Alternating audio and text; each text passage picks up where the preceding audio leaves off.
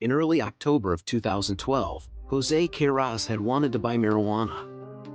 Levi Sparks left school and met up with Blake Layman, and both went down their road to meet up with Anthony Sharp and Denzel Johnson at Jose Queiroz's house.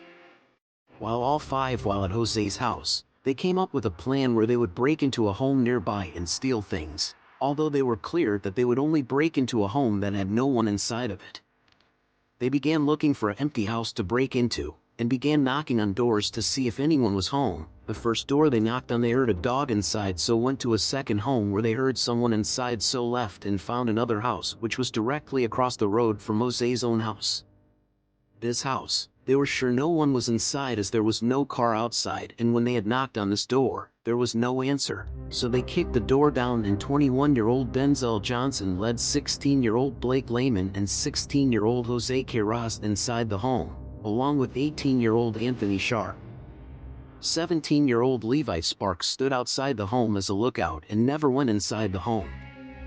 What none of them had known was that upstairs was 54-year-old Rodney Scott, the owner of the house.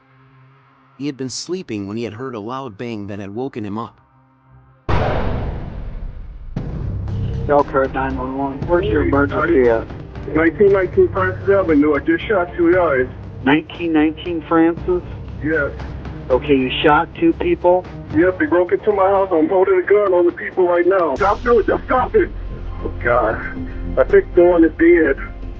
Please hurry up.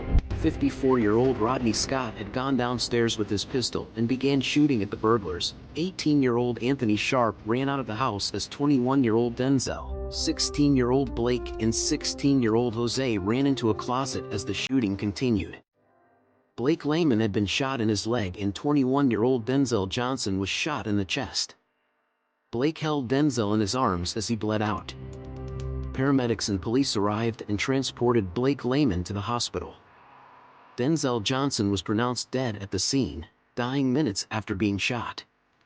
Jose had fled through a window when police got to the scene, but he was then arrested soon after, and police soon arrested Levi Sparks and Anthony Sharp 9 days later, and all 4 were charged with first-degree felony murder. Blake, Jose, Levi, and Anthony had been charged with felony murder due to a statute in Indiana which allows a person to be charged with murder if someone has been killed whilst you are doing a crime or trying to commit a crime, regardless of if their death was accidental or unintended. 54-year-old Rodney Scott was never charged with any crime. Their trials were soon coming, and 16-year-old Jose accepted a plea deal where he would have to plead guilty, and also in exchange for his testimony against Levi, Anthony, and Blake. After accepting the plea deal, Jose was then sentenced to 55 years in prison with 10 years suspended. The other 3 then stood trial, and their trials lasted only 4 days, where they were tried as adults and were all found guilty of felony murder. 17-year-old Levi Sparks was sentenced to 50 years in prison, 16-year-old Blake Layman received 55 years in prison, and 18-year-old Anthony Sharp got 55 years in prison. Their cases garnered national attention because some people believed they should not have been charged with murder when they hadn't pulled the trigger, and their sentences were deemed unjust and cruel, and many noted they had not been armed with any weapons when burgling the house and had not intended to harm anyone. Although others have disagreed with this and have said they are guilty, as 21-year-old Denzel would not have died if they had not been burgling a house that day. Levi was sentenced to 50 years in prison for felony murder, even though he didn't pull the trigger. He didn't even have a gun. I just want to see his face. That's going to be a Kodak moment right there.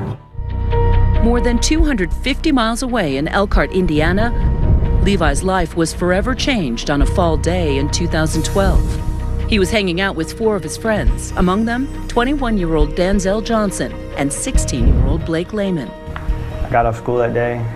We ended up talking, coming up with dumbass plan, excuse my language. The plan was to rob an empty house. Why an empty house? It was just a plan to get quick money. It was never a plan to hurt anyone or, to even confront anyone. Were any of you armed? No. They settled on this house just across the street. You're convinced nobody's inside? We had knocked beforehand, and I mean knocked, like not just run the doorbell, we knocked. While the other 4 teens entered the house they thought was empty, Levi stayed behind on the porch as a lookout. At that point, you didn't say, Hey, this is a bad idea. I could have, but no, I didn't. There was a boom, and my whole house shook. This is the testimony of Rodney Scott, the homeowner. Turns out he was home, upstairs, taking a nap. Fear comes over you, and you don't know if you're going to get hurt or if you're going to get killed. That's when I decided that I was going to fire my gun and try to trap them. I heard a bang, and then I heard another bang, and then I heard a couple more bangs afterwards. Turn around and run away from the gun. I felt something warm. I came up with a handful of blood. That's when you realized you That's when I realized shot in the I'd leg. shot. That's the out. That's the out. And the entry wound is there. And then Blake realized something else. His friend Denzel was slumped next to him, shot in the chest, bleeding heavily. He died in your arms? He died in between, like right in between me and Jose. I remember screaming, "I'm sorry," and just over and over again. To whom were you sorry? The homeowner, I was sorry, period. It was a bad situation. I was sorry for it all. Levi says his friends then called him into the house for help. I just stepped inside that doorway, having to look over, and the guy was holding the gun at me. And I threw my hands up, and he was already told me to get out of his house, and I said, "I'm sorry," and I took off. And 1 week later, They called me and said that he had been arrested for murder. What is your thought on how fair or not this charge is? To me, we all should be charged for what we done that day, but nobody committed murder, so why should we be charged with it? I committed burglary, Serious things did happen. Denzel's gone, I'm not saying I don't deserve time. The word out. We want people not to forget about these boys that are locked up and need our support. at the center of their appeals, that felony murder charge. I think the argument of just a lay person is, well, those boys shouldn't have been committing burglary in the first place. Right. Yeah. We don't disagree with that. Our point of contention is how much punishment they should receive and what they should be punished for. The outraged moms insisting they would take the case all the way to the Supreme Court. These kids aren't murderers, and they don't deserve to do 50, 55 years and all that for something they didn't do. When we first visited the prison in 2014, Levi was 19, living on the adult side, separated from Blake, who's still a juvenile. Show me your ink. All right. Let's see. His time in prison literally etched on his skin, tattoos he illicitly got behind bars. And the hourglass, it's broken. That would show that it's wasted time. And that's your sentence, Yeah, 50 my years. sentence. Being behind bars ain't nothing like being on the outs. This is constantly what we see every day. This. It's depressing. Horrible. This is your world, basically. Yeah. Blake is about to turn 18 and will soon join Levi on the adult side. And I want to make a cake. So You're gonna make a cake? I'm actually gonna clean this out and then just take like honey buns and stuff like that and just go from making a layered cake. You guys worried about this new test, right? Both teenagers still hold out hope that they'll be free soon enough to make studying for their GED pay off. 46 divided by 9. I'm trying as best as I can. I don't want to be the same person when I get out. I want to be a different person. All the stuff that I was doing out there, drinking, smoking, not doing good in school, ignoring my family for whatever they had to tell me, I don't want to go back to that same lifestyle. Outside, their families haven't stopped fighting for their freedom. Right now, it's like we're at a standstill. So we need to keep the prayers going and just keep supporting these boys, and hopefully the Supreme Court will see it different. Homes are Blake Lyman, Levi Sparks, and Anthony Sharp Jr. They're convicted of the crime of felony murder. Yes, And no other counts on which there was their convictions, right? correct. So what happens? My understanding is that they would be returned back to juvenile court, some of them would, to stand for a waiver hearing on just the burglary. After appeals, in 2015, the Indiana Supreme Court looked at Levi, Anthony, and Blake's sentences and conviction and overturned their convictions, saying that they couldn't have foreseen a death happening. Jose's conviction couldn't be overturned because he had already pled guilty to his charges when he accepted the plea deal, so had to continue with his 45-year sentence. After their convictions were overturned, Levi, Blake, and Anthony had to wait to hear what their new sentences would be for their burglary charge. In January 2016, Blake and Anthony were resentenced to 10 years each, and Levi Sparks was resentenced to 9 years.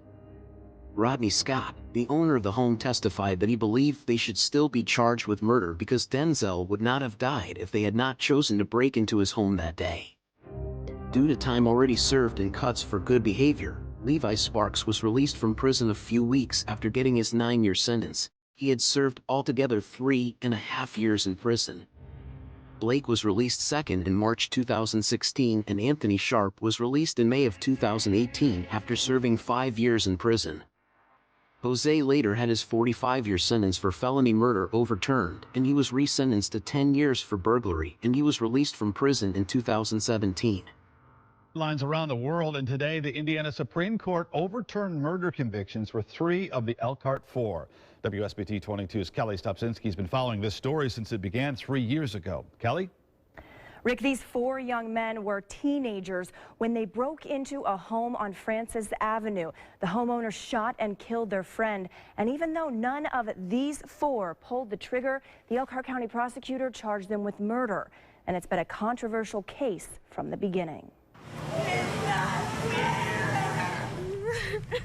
Emotions exploded outside the Goshen courthouse the night a jury convicted 3 teenagers of murder. It's been a hot-button issue. I'm thrilled. Drawing strong opinions. I think they did the crime, they do the time. Since a burglary went terribly wrong in October 2012. To be in jail for that many years, there was no murder. People who've murdered people get out in less time than with these boys. In the ruling, the Indiana Supreme Court says Blake Layman, Levi Sparks, and Anthony Sharps did not engage in any dangerous, violent, threatening behavior, and nothing about their behavior was the cause of their friend's death. I get aggravated when people call them thugs because they're not thugs. They made a bad choice at 16. In 2013, Elkhart County Prosecutor Curtis Hill told me he uses the felony murder law quite often, and he said this case fit the parameters under Indiana law. People breaking into homes, whether there's someone there, whether there's someone not there, it's got to stop. And from our standpoint, we're going to use every available measure under the law to stop it. But Blake Layman's lawyer says Hill should have looked at the case like a burglary from the beginning, what the high court now says it is. I think that's what goes into being a good prosecutor, and being a good prosecutor's office is making those kinds of decisions under common sense, not trying to make some type of point for your reelection, some type of point for hard on crime.